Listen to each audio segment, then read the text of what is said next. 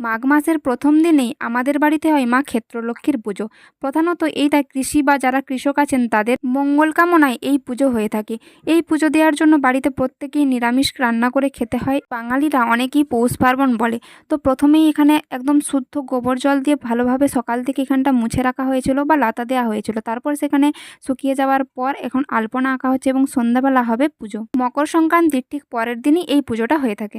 আলপনার মধ্যে বিশেষ কিছু নকশা না করলেও অবশ্যই কিন্তু কৃষিক্ষেত্রে ব্যবহৃত যে সমস্ত জিনিস আছে সেগুলোই এখানে আঁকতে হয়, যেমন মই, কুলো, লাঙল, গরু, কাস্তে, কাটারি, মই, চালা, কুলো।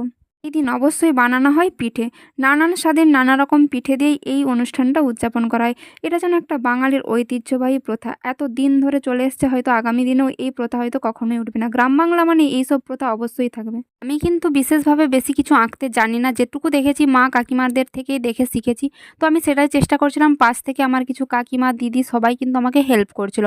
এই পূজার আরও অনেক নিয়ম আছে, যেমন ধান, গম, যব ইত্যাদির গাছ অবশ্যই লাগে। এমনকি কৃষককে একদম শুদ্ধ পোশাকে বসে থাকতে হবে পুজোর কাজের জায়গায়। রাত্রে মা লক্ষ্মীর বাহন পেঁচার ডাক শোনা এবং মাঠে শিয়ালের ডাক শোনার পর এই আলপনার জায়গাটাকে বারবার করে প্রদক্ষিণ করতে হবে এবং তার সাথে শঙ্খধ্বনি, উলুধ্বনি তো থাকবেই।